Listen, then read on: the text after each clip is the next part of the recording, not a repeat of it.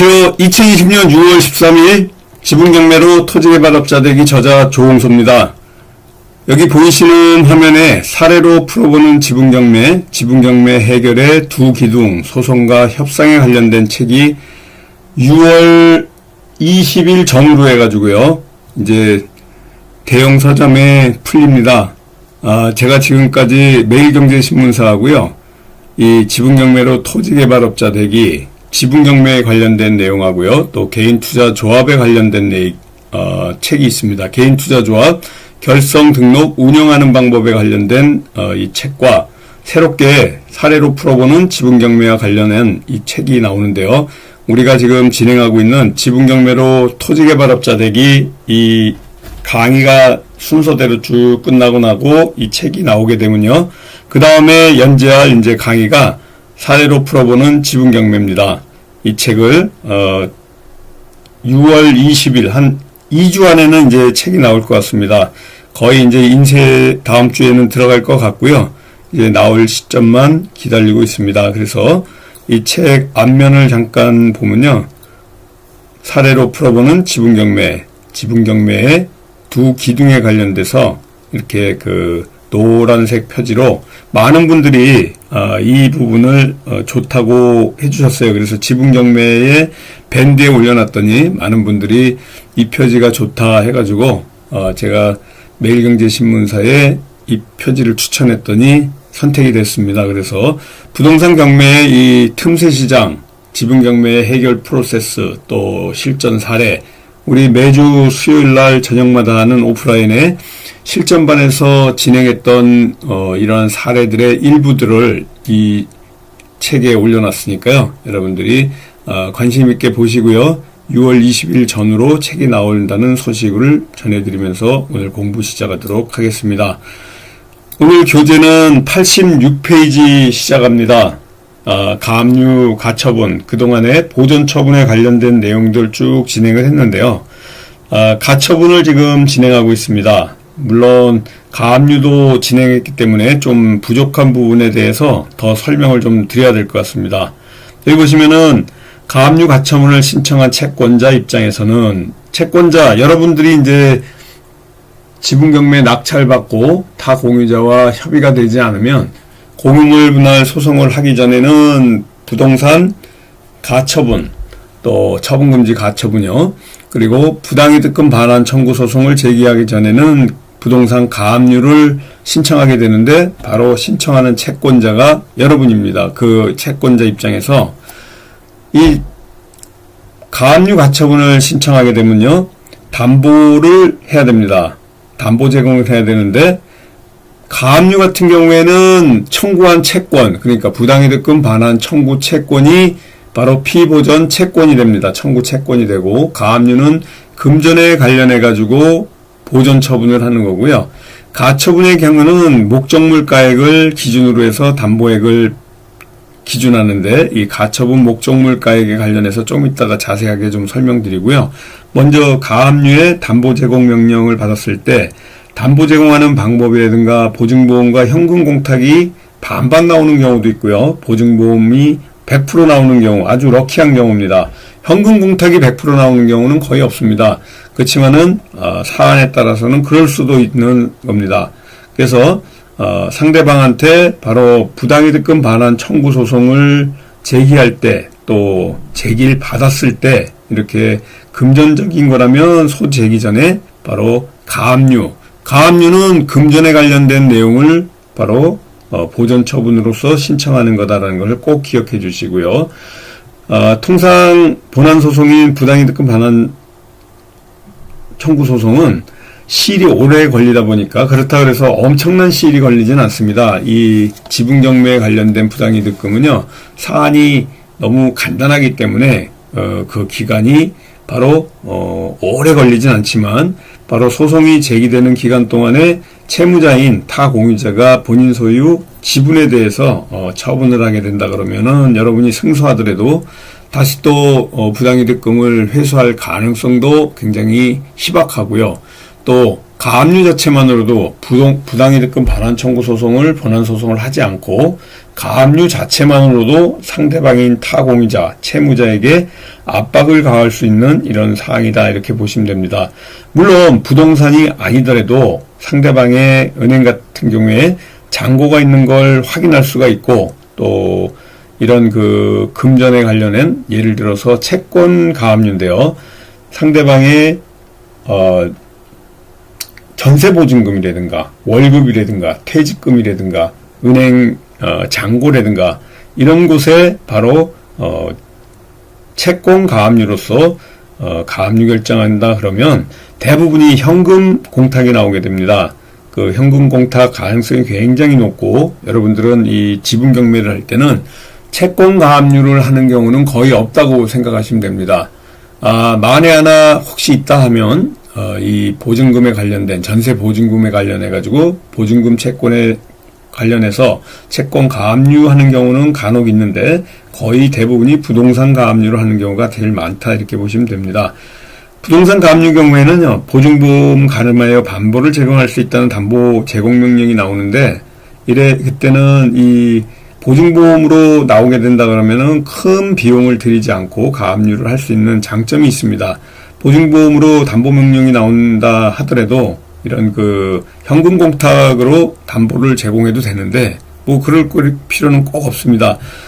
이 보증보험으로 나오게 되면요, 몇만 원이면은 됩니다. 굉장히 그 싸게, 물론 이 부동산의 지분의 크기에 따라서 달라질 수는 있지만 또 그렇기 때문에 부당이득금의 그 청구 채권에 따라 달라질 수는 있지만 몇만 원이 대부분이 보증보험으로 가름하는 경우가 굉장히 많다 이렇게 보시면 됩니다. 부동산 경우에 담보여력이 있다 그러면은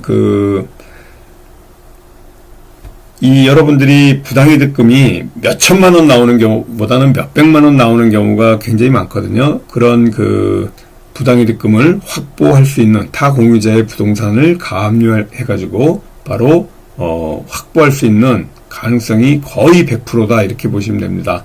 그래서 부동산 가압류 신청 자체가 바로 그 채권자의 주장, 여러분의 주장과 소명 자료로 재판부에서 판단하기 때문에 여러분 채권자의 예를 들어서 허위 가압류 등으로 인해서 채무자의 손해를 담보하기 위해서 이런 담보 제공 명령을 하는 겁니다.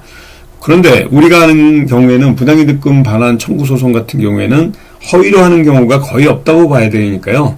염려하지 마시고 그대로 담보 제공하는 경우가 많습니다. 그래서 이러한 담보 제공이 부동산은 대부분 보증보험으로 나온다 생각하시면 됩니다. 거의 뭐 보증보험으로 나오게 되고요.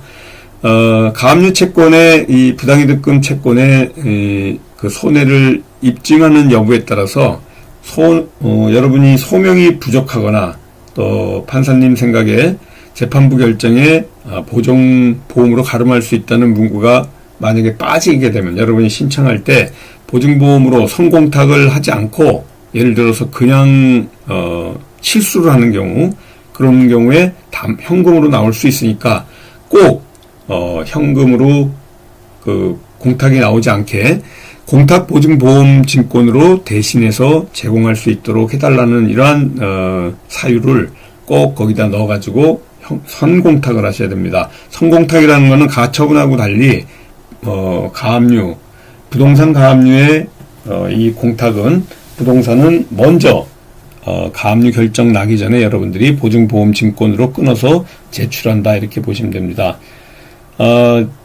또 현금 공탁이 만약에 나오게 되면요, 그런 경우는 거의 없지만은 가처분 같은 경우에는 현금 공탁이 나올 수도 있습니다. 이런 경우에는 청구 금액을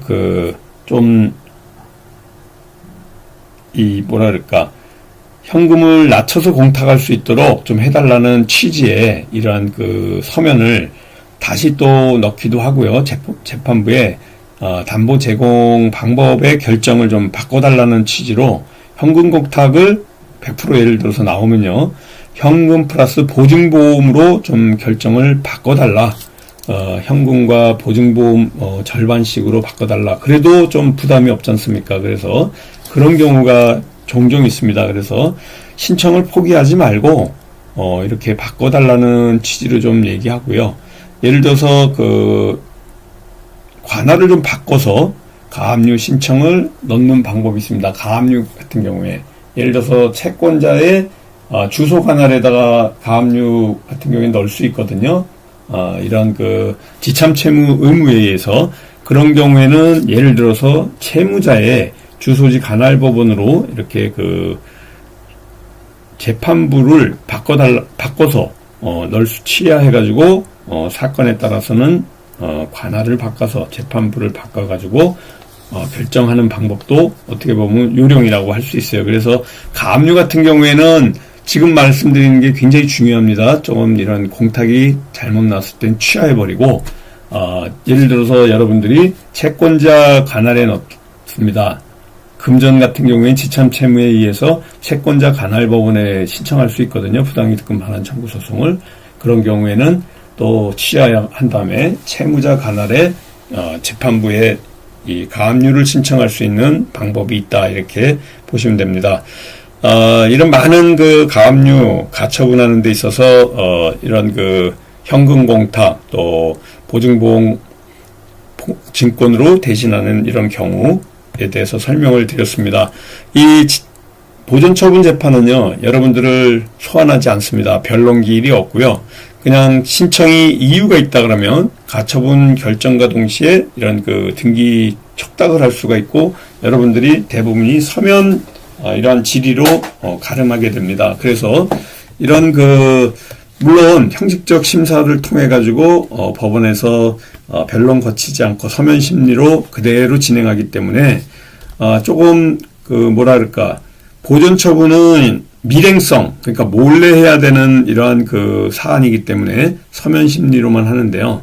이런 경우에 또 중대한 사항이 있거나 어떤 사건이 좀 중대하다 하면 서면으로 하는 것도 또 변론으로도 할 수도 있습니다. 부를 수도 있고요. 또 가압류나 가처분 신청을 했을 때 상대방이 이의 신청을 하게 되면 그 이의 신청에 대해서는 변론을 하러 재판부에 나가야 됩니다. 그래서 이렇게 소송을 전반적으로 여기에 87페이지에 우리 이 보존 처분 또 공유물 분할 소송에 관련된 전반적인 내용을 수록해 놨습니다. 경매가 결국은 우리 지분 경매가 수익을 목표로 하는 이런 투자이기 때문에 결국은 수익을 극대화하기 위해서 협상과 조금 전에 말씀드렸던 소송을 두 가지의 중요한 기둥을 갖고 이런 해결 프로세스를 풀어나가는 건데 결국은 이런 가압류, 가처분, 부당이득금 반환 청구 소송, 또 공유물 분할 소송 같은 이러한 소송을 제기하게 되면 조정 절차를 거칠 수가 있습니다. 그래서 이 조정을 통해 가지고 언제든지 내 지분을 상대방에게 매도할 수도 있고 또 내가 가능하다면 상대방의 지분을 매수할 수도 있는 이러한 조정이 또 진행될 수가 있습니다. 소송이 진행된다 그러면은 타 공유자가 아무래도 부담감을 갖고 있기 때문에 상대 타 공유자로부터 양보를 이끌어낼 수 있는 이러한 무기로서 소송을 우리가 이러한 또 보존 처분을 사용하게 되는 겁니다. 어차피 합의가 안 된다 그러면은 안 되기 때문에 이렇게 공유물 분할 소송이라든가 가압류 가처분 또 공유물 분할 부당이득금 반환 청구 소송 같은 이런 소송을 진행하는데요. 공유자도 지치고 나도 지치기 때문에 최종적으로는 조정에 가가지고 또 이렇게 대금 분할로 경매가 진행되지 않게끔 조정을 하는 경우도 상당히 많은데 그때 여러분들이 협상력을 발휘해 가지고 이번 주에도 우리 실전반 수요일마다 진행하는 실전반에서 바로 낙찰받고요. 약 한 2달 만에 이제 합의가 2건이 있었습니다. 그래서 합의가 돼 가지고 수익을 극대화할 수 있는 이러한 소송까지 진행 안 하고요. 바로 협상력의 힘입니다. 우리가 지금까지 진행되어 온 이 강의를 통해 가지고 협상과 소송에 대해서 제가 계속 강조드리고 있는데요. 결국은 협상이 최고입니다. 시간도 적게 들고요. 여러분들의 노력이 아무래도 소송보다는 좀 덜 들어가기 때문에 그렇습니다. 공유물 분할 소송을 하게 되면요, 경매를 진행하게 된다 그러면은 나도 손해를 볼 수 있고 타공유자도 손해를 볼 수 있는 사안도 나올 수 있습니다. 그렇지만은 언제든지 타공유자가 유리하거나 나만 유리하지는 않기 때문에 결국은 타공유자도 그렇고 나도 그렇고 조금 양보를 하면서 어차피 협의를 해 나가는 것들이 바로 이러한 그 공유지분 경매다, 이렇게 보시면 됩니다. 그래서 오늘은 바로 가처분 가압류에 관련해 가지고 그 현금과 보증 현금 공탁이 예를 들어서 나올 때 현금 공탁이 가처분 경우 나오는 경우, 가압류는 현금 공탁 나오는 경우가 거의 없어요. 여러분들이 그 부동산 가압류 같은 경우에는 먼저 보증보험증권을 선공탁으로 끊어서 가기 때문에 대부분이 그대로 보증보험 증권으로 가름하는 이런 결정이 나오는데, 가처분인 경우에 이렇게 나오게 됩니다. 만약에 가압류에서 현금 공탁이 100% 나왔다, 그런 경우에는 이런 그 재판부를 바꾸는, 취하시켜서 가압류를 취하시켜서 재판부를 바꾸는, 관할을 바꾸는 이 방법에 대해서 말씀을 드렸고요. 다음 주에는 이런 그 공유물 분할 청구 소송에 의해서 판결을 받았을 때 공유물 분할에 의한 부동산 형식적 경매 신청하는 이런 내용을 갖고 공부를 하도록 하겠습니다. 오늘 잠깐 밴드 보면서 밴드를 잠깐 보도록 하겠습니다. 우리 지분경매로 토지개발업자 되기, 이 밴드 여러분들이 바로 밴드 전체 검색란에서 지분경매 소송 협상 지분경매 찾으셔가지고요, 노란 이 표지를 보시고요, 찾아 들어오시면 될 것 같고, 우리 요번 6월 달에 특강이 있습니다. 1일 특강 6월 23일 화요일에 있는데요, 4시 반부터 7시 반까지 3시간 동안 진행합니다. 이렇게 하루 1일 특강, 지금 코로나 사태 때문에 그동안 하지 못했던 특강입니다. 5만원이고요. 우리 홍봉기 사무총장님 010-3033-9074번으로 문의 주시고요. 이 지분경매 소송 협상에 대한 이 기술 특강입니다. 바로 지분경매 해결 프로세스하고요, 또 이런 소송과 협상에 관련된 내용들 얘기 드리고요. 많은 지분경매에서의 사례들, 우리 실전반에서 하는 아주 깊은 공부들이 있습니다. 이 공부들을 1일 특강을 통해서 여러분들이 인사이트 받고 갈 수 있도록 아주 심도 있게 풀어나가는 거니까